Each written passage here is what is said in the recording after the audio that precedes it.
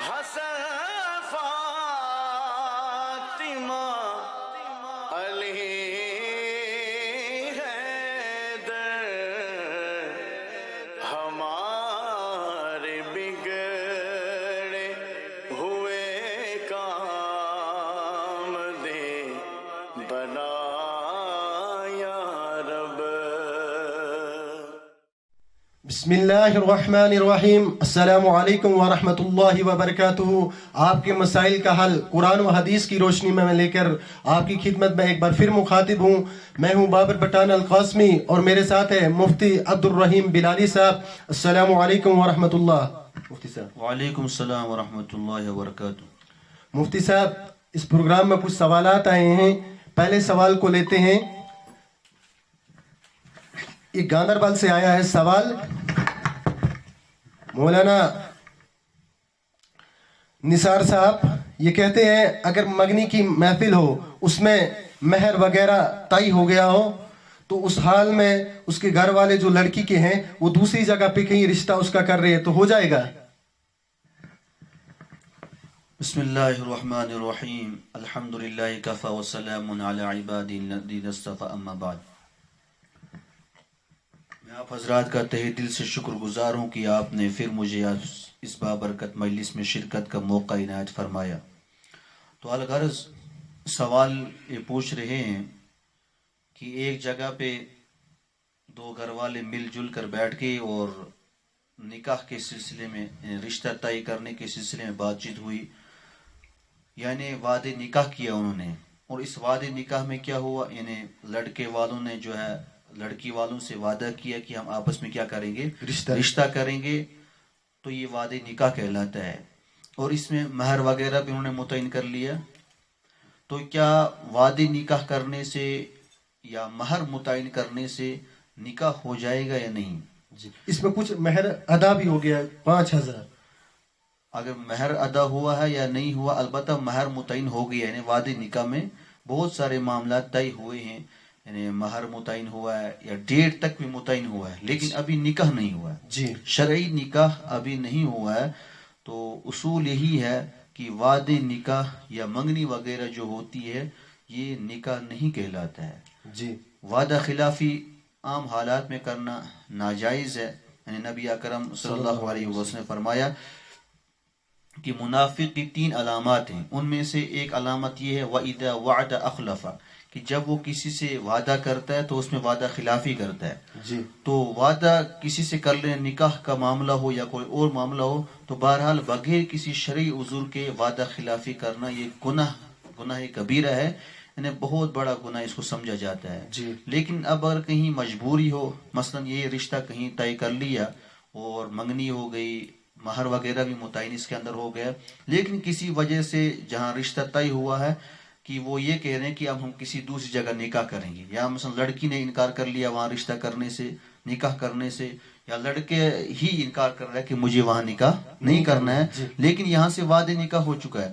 تو کیا اس وعدے نکاح کے ہوتے ہوئے دوسرا نکاح کر سکتے ہیں یا نہیں کر سکتے ہیں؟ بالکل. یعنی کہیں ایسا تو یہ نہیں ہے کہ نکاح پہ نکاح ہو رہا ہے. جی تو اس کا جواب یہ ہے کہ یہ بات کان کھول کے سن لے انسان کی وعدے نکاح یہ نکاح نہیں کہلاتا ہے. جی یہ ایک وعدہ ہے. ہاں اصل تو یہ تھا کہ وعدہ پورا کر لیا جائے، لیکن چونکہ یہاں جو ہے وعدہ پورا نہیں ہو رہا ہے کسی وجہ سے، یا تو لڑکی نہیں مان رہے یا لڑکے والے نہیں مان رہے، بہرحال کچھ نہ کچھ ہو گیا. جی تو اصول یہی ہے کہ یہ نکاح شمار نہیں کیا جائے گا. اگر لڑکی والے یا لڑکے والے کہیں دوسری جگہ نکاح کر سکتے ہیں، کر رہے ہیں تو وہ کر سکتے ہیں، شرعاً اس میں کوئی حرج نہیں ہے. یہ نکاح پہ نکاح نہیں مانا جائے گا. نکاح پہ نکاح کرنا اسلام کے اندر یہ بالکل حرام اور ناجائز ہے.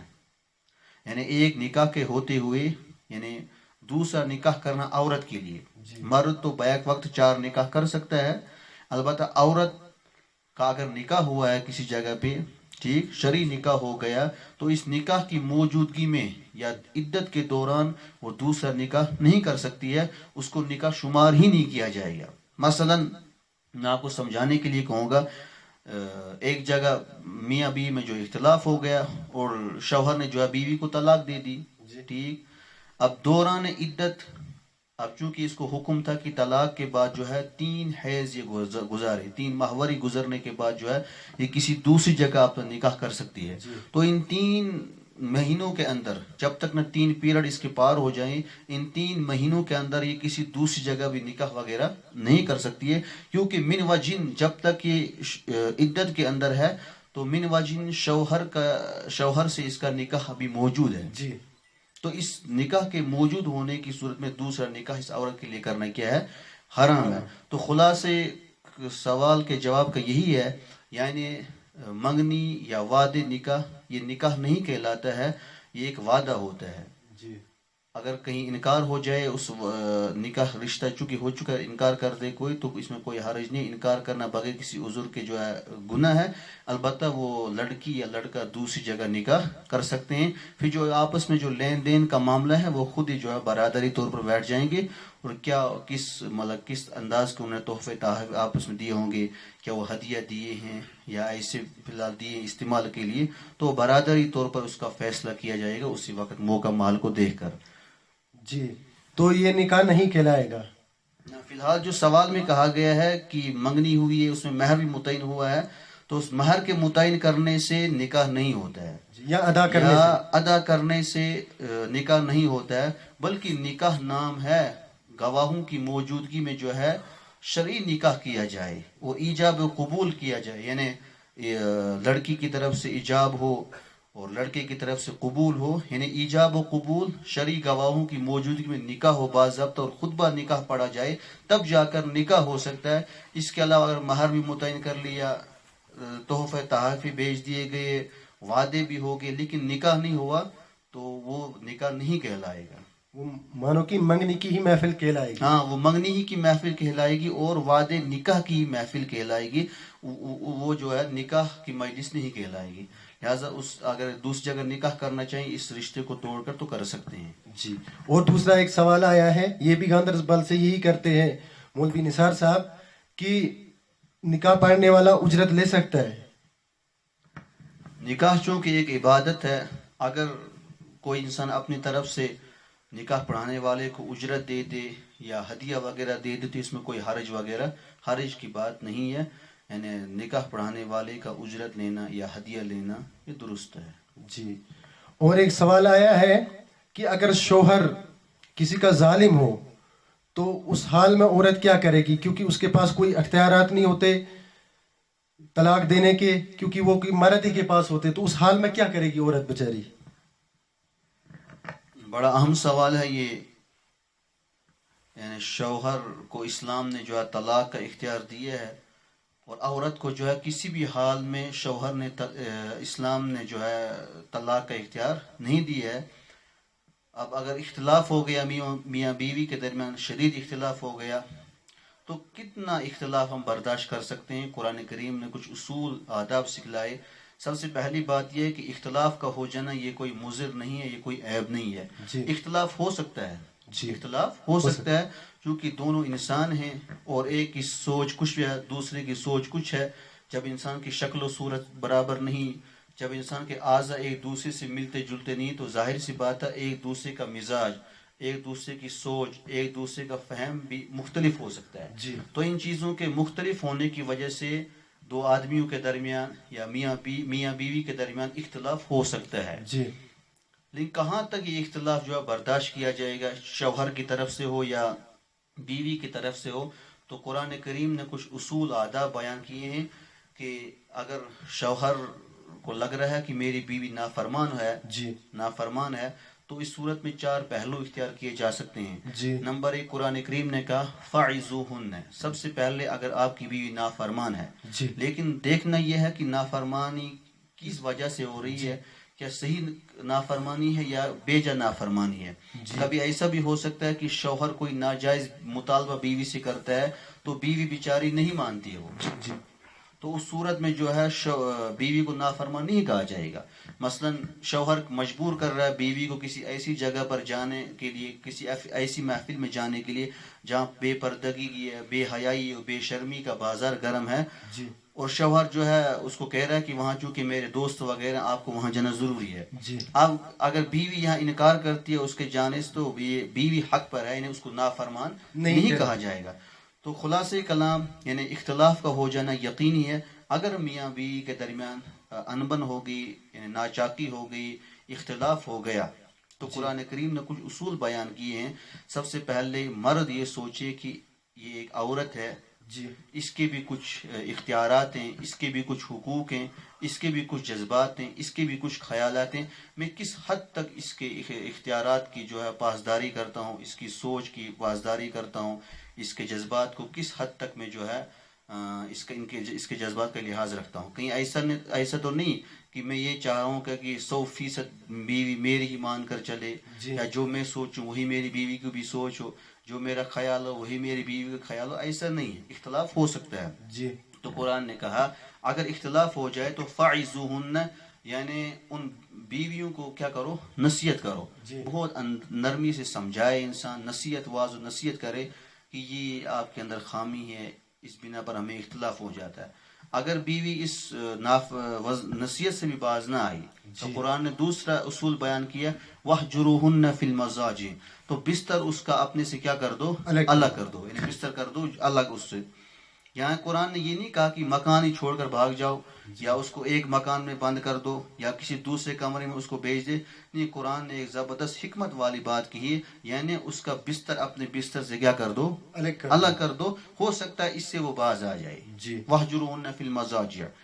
اگر بیوی اس سے بھی باز نہیں آ رہی, شوہر کو لگ رہا ہے کہ بستر بھی الگ ہو گیا, نصیحت بھی ہوگی, لیکن اب بھی بیوی باز نہیں آ رہی ہے, تو قرآن نے کہا وَاضْرِبُوهُنَّ, تو ان کی تھوڑی کیا کرے, مار پیٹ بھی کر سکتا ہے, لیکن مار پیٹ اس حد تک ہو کہ وہ اس کے لیے نقصان دہ نہ ہو, ہڈی وغیرہ نہ ٹوٹے, یا اس کو زیادہ تکلیف نہ ہو, نشانات وغیرہ نہ ہو, چہرے وغیرہ پر نہ مارے. تو تھوڑی بہت تعدیباً اس کو پٹائی وغیرہ کر سکتا ہے. اگر اس سے بھی وہ باز نہ آئے, قرآن کہہ رہا اگر اس سے پٹائی وغیرہ سے بھی باز نہ آئے, تو چوتھا نمبر یہ ہے کہ شوہر کے جو ہے والدین, اسی طریقے سے بیوی کے جو والدین ہیں, تو یہ آپس میں جو ہے ایک ثالثی اختیار کریں گے. یعنی ان کی طرف سے ایک حکم آئے گا, ان کی طرف سے ایک حکم آئے گا, تو ثالثی اختیار کر کے کوئی تیسرا بندہ جو ہے ان کو جو افہام تفہیم کر سکتا ہے, ان کی جو غلط فہمی ہے, اختلافات ہیں, ان کو دور کر سکتا ہے. یعنی یہ 4 مرحلے اس قرآن نے بیان کی کہ کتنا شوہر کو جو ہے برداشت کرنا ہے. ایسا نہیں کہ اختلاف گئے تو فوراً طلاق ٹھوک دی, یہ تو ناانصافی اور ظلم ہے. بہت برداشت کا جذبہ رکھنا ہے. اس میں یہ بات ہے کہ اسلام نے شوہر ہی کو طلاق کا اختیار کیوں دیا ہے. اصول یہ ہے کہ قرآن کریم میں الرجال قوامون علی النساء, یعنی عورتوں کے مقابلے مردوں کے اندر اللہ نے کچھ صفات, کچھ خصوصیات رکھی ہیں جو عورت کے اندر نہیں پائی جائے. اس میں سے ایک یہ ہے کہ یعنی مرد کے اندر اللہ نے برداشت کا بہت مادہ مضبوط رکھا ہے. یعنی برداشت کرنے کی صفت اللہ نے مرد کے اندر عورت کے مقابلے میں کیا رکھی ہے, زیادہ رکھی ہے. مرد زیادہ پریشان نہیں ہوگا, زیادہ غم نہیں لیتا ہے, اور برداشت بہت حد تک کر سکتا ہے. اسی وجہ سے عورتوں پر جہاد فرض نہیں ہے. بڑے بڑے جو اسلامی احکامات ہیں وہ عورتوں پر نہیں ہیں, وہ مردوں ہی کی ذمہ داری ہے. کیونکہ عورت جو ہے, عورت کو حکم ہے وقرن فی بیوتکن, تمہیں جو اپنے گھروں کے اندر کیا کرنا ہے, قرار کرنا ہے. بس گھروں کی زینت آپ کو بننا ہے.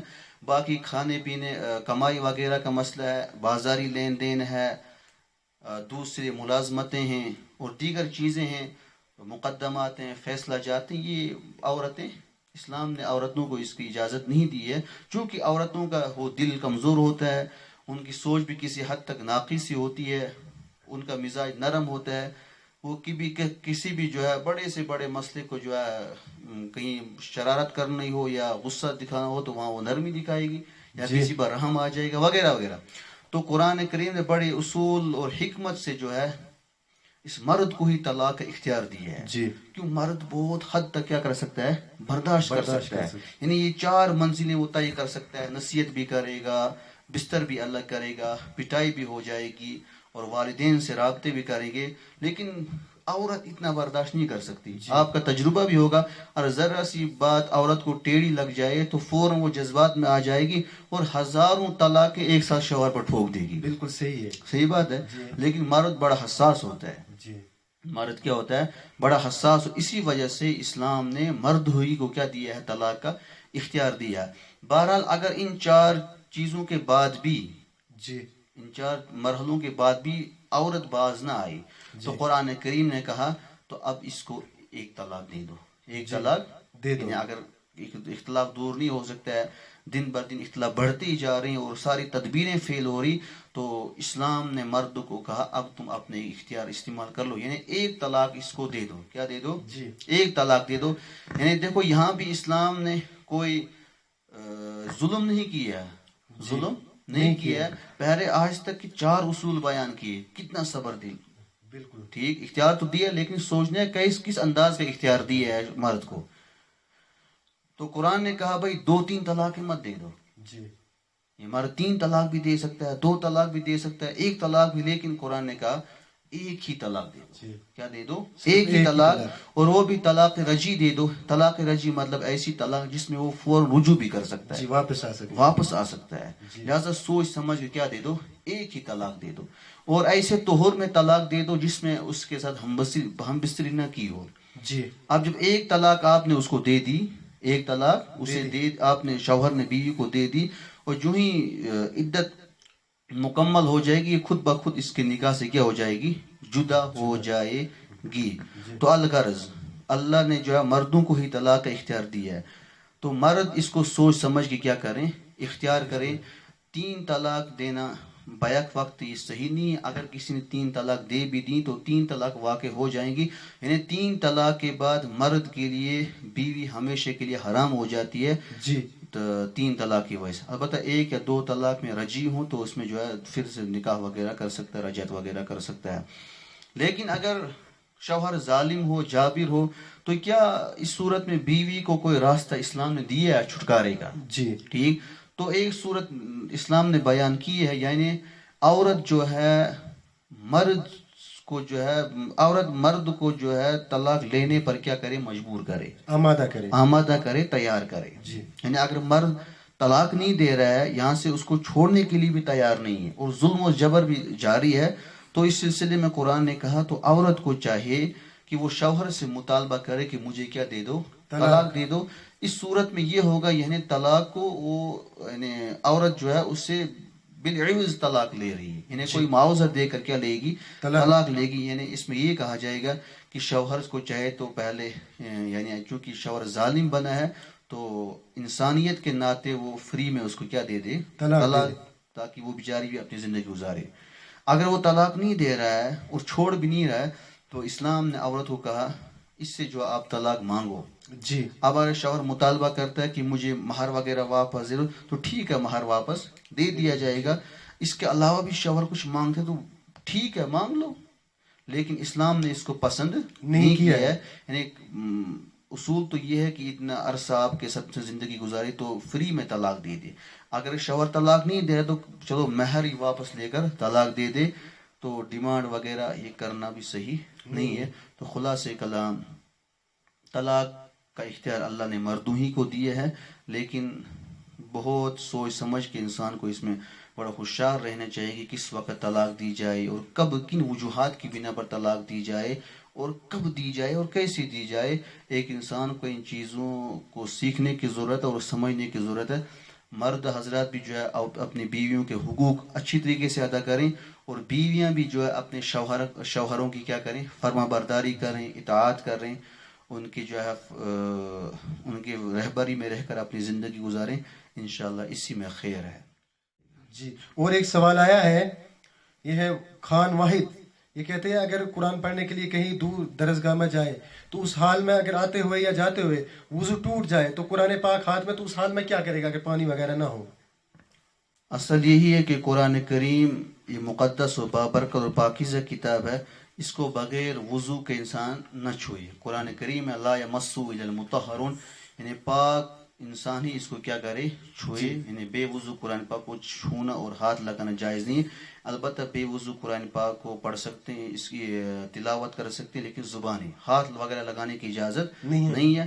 ہاں اگر کسی کا وضو ٹوٹ گیا یا قرآن پاک اپنے ساتھ لگائے تو اس کا جو باہر کا غلاف جو جدا ہوتا ہے اس سے تو اس سے پکڑ سکتا ہے. یا آستین ہوتی ہے، یعنی جو الگ سے کوئی کپڑا رومال وغیرہ یا ٹوپی وغیرہ سے فی الحال جب تک پانی کا انتظام کر لے تو اس میں پکڑ سکتا ہے وہ. مفتی صاحب آپ آئے ہمارے پروگرام میں، آپ کا بہت بہت شکریہ. آپ عوام کو کیا میسج دینا چاہتے ہیں مفتی صاحب آج؟ بس ہم سب کے لیے یہی میسج ہے جناب نبی اکرم صلی اللہ علیہ وسلم کی طرف سے کہ ما آتاکم الرسول فخذوا وما نہاکم عنہ فانتہوا. یعنی جو کچھ ہمیں اللہ رب العزت حکم دیں ہمیں اس پر لبیک کرنا ہے، اور جو احکامات ہمیں نبی اکرم صلی اللہ علیہ وسلم کی طرف سے پہنچیں ہمیں جو ان کو اپنی زندگی میں جگہ دینی ہے. خلاصہ کلام ایک تو سنتوں پر ہمیں قائم اور دائم رہنا ہے، یعنی سنتوں والی زندگی گزارنی ہے. نافرمانی اور بے حیائی اور بے پردگی اور بے شرمی کے کاموں سے ہمیں اجتناب کرنا ہے.